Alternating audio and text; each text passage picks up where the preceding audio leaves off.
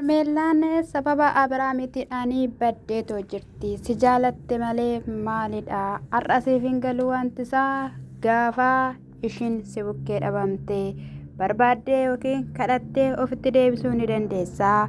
Lafa kaleessaatti garuu siif hin deebitu kan jedhu dubbate. Eenyu jettan Abeel.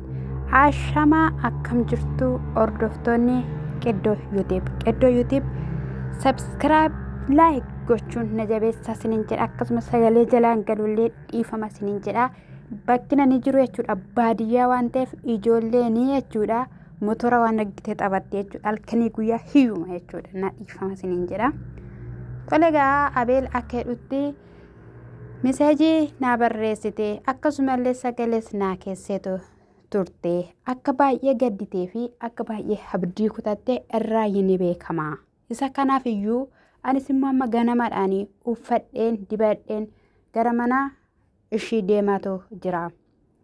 Abiraamii nama isa jaalatu nama isaaf yaadu matumayyuu hin barbaadu. Nama dhugaatii garaagaraa isatti kennee akka barbaade isa taasisudha kan inni barbaadu. Anisaaf jedhee gatii guddaa baaseera. Irmeellaanis akkasuma gatii guddaa baafteetti. Anis kanaa booddee harkan keessaa fudhadha.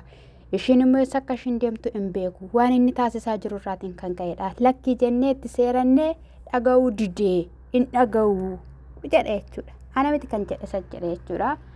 Egaa yeroo kanatti jechuudha gara manaa deeme. Yeroo gara manaa deemu kinoo akkuma dhaabbatee jiru kanatti balbala hanqooqa. Yeroo balbala hanqooqa balballi jalaa banamuu kan inni dide jechuudha. Hanqooqa een didee bilbilee jechuudha. Bilbila yeroo bilbiluttis immoo bilbilli ishiin hojjetu jedhe. Fakkeenyaaf dhugaa osoo ta'ee sagalee bilbila nutti dhageessista turte tokko jedhe. Inni biraas immoo jalqaba irratti walii galtanii viidiyoo akkanaa hojjenna jettanii kan ati kachettee dhufte malee womaa eessayyuu naqxu Ermeellaan. Ermeellaan anaa fi naaf nama namnee Abirahaamis hin jenne gaafa hadii abbaanii Abiraamii fi haati Abiraamii dhufanii as jiru siin baruu dhufanii gaafa jettanii biraankii gootanii jechuudha. Isa kanadha osoo beektu kan biraa immoo achitti immoo na dhiba.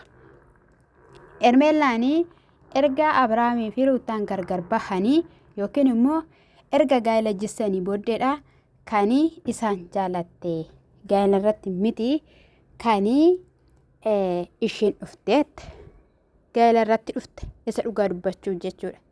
Ruutaan garaatti baattee osoo jirtu mana Roobeel fa'ii osoo jirtu dhuftee maal jettee viidiyoo lama erga hojjetanii booda kennaa erga kennitee fi boodatti ati Ruutaatti hin deebitaayee Ruutaatti deebi'uu hin barbaaddaayee jennaan Abiraam eeyyee fedha ishii ta'eera ta'e ishiin deebinaan har'ayyuu lapheen kiyya ishii dhaabbanaadha jedhee dubbatee jechuudha. Kana gaafachuun ishee immoo ani si jaaladheera si faanaan ta'a jechuudha. Maal isaat irra dibda dhugaa jirtuun dubbattu akka hordoftoonni keessi amananitti jechuudha. Amanamaa akka taatutti jechuudha. Akkuma beekamus immoo natu fidee jette. Natu fidee akka isheen miidhamtu matumayyuu hin barbaadu. Wanti tokko akka isheen gahu hin fedhu. Kanaa booddee sitti rarra'u eshi inni Abiraamitti rarra'ee jiru sitti rarra'u moo kan keessocha uumoon hojjetu isa kana. Ati jaalallee kee gattee shoolittii sana quqummee sana gattee asii jechuudha.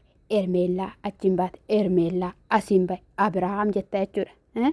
Abirahaam yoom dhabe nama isaa yaadu yoom dhabe nama isaa wajjin hin ta'u obboloota jajjaboo obboloota beektota obboloota qaalii abbaa qaalii qaba.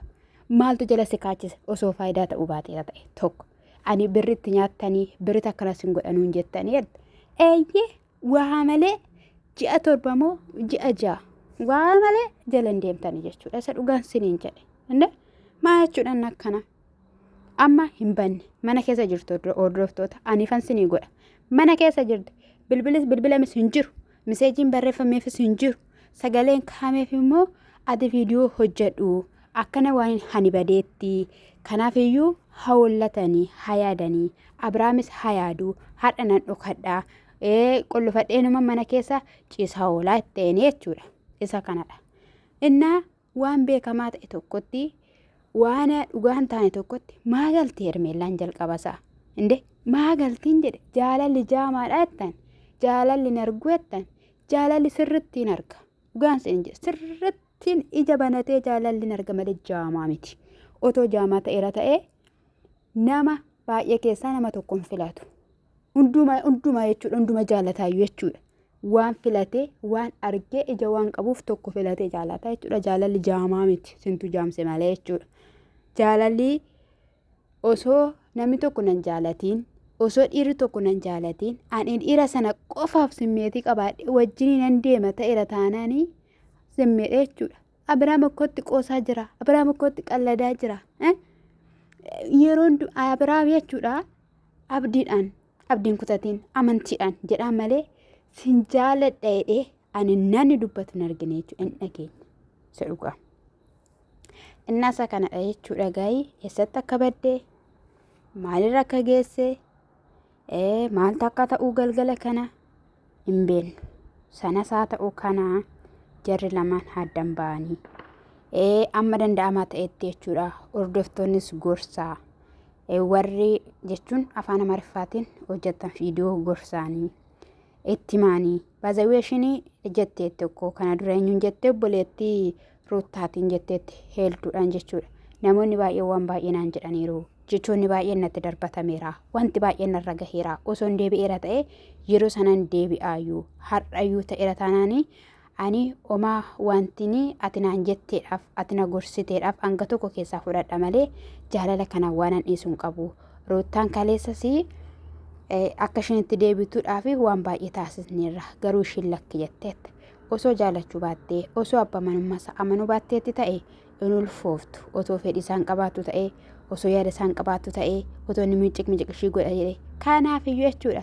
Gatii baastee dhufti waan beektuuf maal akka waliin fidan waan beektuuf jechuudha. Dubartiin dadhabde tokkommoo dubartiin dafqite tokkommoo akkuma jetteeyyuu natu beeksisee jettem natu mul'isee lansi beeksiseef hin jenne ishiin yeroo darbe isa kanaafiyyuu hin dhiistu ishiin.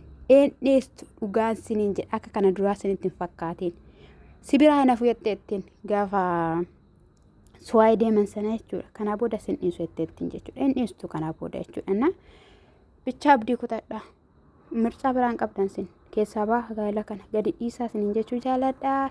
Isa kanadha hordoftoota kiyyaa sabskiraabiidhaan laayikiidhaan na jabeessaa koomentiidhaan siniin jechuun jaaladha. Ani qimamiyyee mana madaa'imii jabaachuun qaba. Warra biyya keessaa qofa miti hundee qimamiinoo.